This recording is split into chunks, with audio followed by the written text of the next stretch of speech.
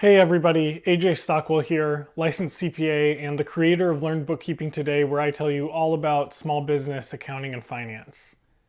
In today's video, I'm going to talk a little bit about heading into a new year. And I know it's not exactly the new year now that we're in April, but we're wrapping up tax season, and that's kind of a new year in terms of bookkeeping.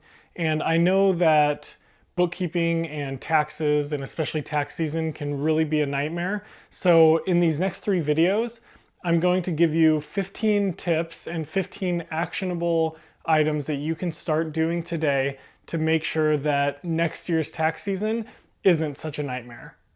So if you're not already subscribed, make sure that you subscribe to this video, hit the subscribe button below or in the corner of this video, and then you can also hit the bell icon that pops up after you subscribe, and that will let you know when I post new videos. So that way you don't miss these next 2 videos. So now let's jump into those first 5 items that you can start doing today that will make next tax season not such a headache, and it will just improve your bookkeeping and your understanding of your business throughout this year. So I'm going to count down from 15, and we're going to do the first 5 today and then 5 more in 2 other videos. So number 15, I want you to commit to doing your bank reconciliations and your credit card reconciliations every month. This is one of the most important bookkeeping tasks because it lets you keep an eye on what's going on in your bank account. One thing that most people don't talk about is after you reconcile your accounts, you should be reviewing any transactions that are posted into your accounting system, whether that's QuickBooks or something else, but are not on your bank account statement. Because these are items that you should be reviewing and make sure that they are actually true transactions that have happened. Most of the time, these items will be uncleared checks. So it's a check that you sent out maybe to a vendor, but they haven't cashed it yet, and that's okay. It makes sense that those would still be outstanding or uncleared at the end of the month. But if those checks start to get pretty old, like they're a few months old and they haven't been cashed, or say that you have a deposit that you've recorded in QuickBooks, but it's not showing up on your bank statement, those are items that you want to follow up on and look into. So once again, if there is one thing that you do with your monthly bookkeeping, it should be to reconcile your bank account. Number 14 is to commit to keeping your bookkeeping up to date as frequently as possible. Now, some businesses, especially smaller businesses or freelancers, might be able to get away with only doing their bookkeeping once a month. Most businesses probably need to do their bookkeeping at least weekly or so.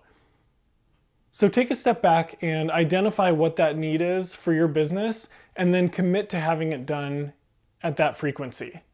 One way that you can do this is to add it into your calendar as a recurring item. So say every week on Thursday, you have a repeating calendar event that blocks out a couple of hours to do your bookkeeping. That's a great way to get started and to really commit to keeping your bookkeeping up to date. And believe me, I know that this is hard. I'm a CPA and I'm the guy who teaches bookkeeping and accounting, and sometimes I even get behind on my own bookkeeping. So number 13 is to set goals for your business and build a budget, no matter what size your business is. In fact, I think that it even makes sense for solo entrepreneurs who they're the only person in their business. I think sometimes it makes even more sense for them to be setting goals and putting together budgets. So you really want to make sure that you're doing that. And then an important step is to actually put that budget into your bookkeeping system, because this lets you compare your actual performance against that budget. And I talk about this and show you how to do it in my QuickBooks training course. So this step leads us into number 12, which I sort of hinted at when I was talking about number 13. But I want you to every month review your actual performance against your budget. This will allow you to track your progress towards those goals that you've set, and it'll also let you keep an eye on your performance for the year and how you're doing in terms of your revenue and your expenses. The other benefit that comes from this is that you can identify more frequently and quicker transactions that have been recorded incorrectly. So for example, say that your monthly rent for your office is $2,000. So in your budget, you put a $2,000 line item for rent every month. And then you're reviewing your actual performance as you've recorded it versus your budget one month. and you see that the rent expense says $5,500 instead of $2,000. Now that's a good opportunity to go in there and see what's been recorded to that account incorrectly, because you know that that's $3,500 higher than it should have been. And then that gives you the opportunity to correct that mistake early. And then it's not something that you're worried about or trying to figure out or trying to remember come tax time next year. The other thing that reviewing your budget versus your actual performance allows you to do is tweak that budget moving forward. So if you realize that maybe your revenue goals are a little bit too ambitious, or maybe you've been under budgeting some expense categories, you can adjust that for the future months, and that way you have a more clear picture of where you're headed and how you're trending towards your goals. And then finally, the last item for this video, number 11, is to review and, if necessary, revamp your filing system. So there are so many benefits to going paperless and setting up a paperless filing system and getting rid of all those filing cabinets. And this is really something that I would recommend committing to in 2019. There are some great tools out there. You can use a cloud storage solution like Dropbox or something like that. I would recommend that no matter how you're storing your files, make sure that they are somehow backed up to the cloud. That way they're not just saved on your computer only, and if something happens to your computer, then you lose everything. So make sure that they're backed up to the cloud. I do recommend Dropbox, and then there are some other tools out there that will help you manage your different financial documents.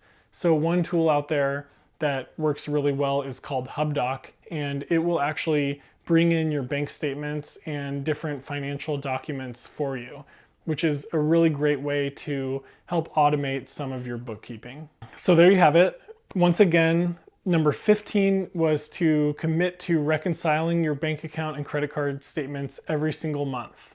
Number 14 is to identify how frequently you should be doing your bookkeeping and then commit to doing that and putting it in your calendar if that helps you commit to it. Number 13 is to set some goals for your business and build a budget. Number 12 is to review your budget versus your actual performance each and every month, and that way you can make adjustments if needed, and you can spot errors early and often. And then number 11 was to review and revamp your filing system and maybe even commit to going paperless in 2019. So I hope that you enjoyed these 5 steps. I hope that you at least will implement a couple of them. If you want to get more information on using QuickBooks, you can check out my website at learnbookkeepingtoday.com. I have a QuickBooks training course over there. And in the next few days, I will be posting 2 more videos, and each of those will have 5 more tips like this, counting down to what I think are some of the most important ones. So to make sure that you don't miss those, make sure that you are subscribed to my channel and maybe hit that bell button so that you get notifications when I post a new video. And if you enjoyed this video, please consider hitting the like button. It's that thumbs up below this video, and that will help me get my message out to more people. So thank you very much, and I'm looking forward to telling you the other 10 tips in the next couple of videos.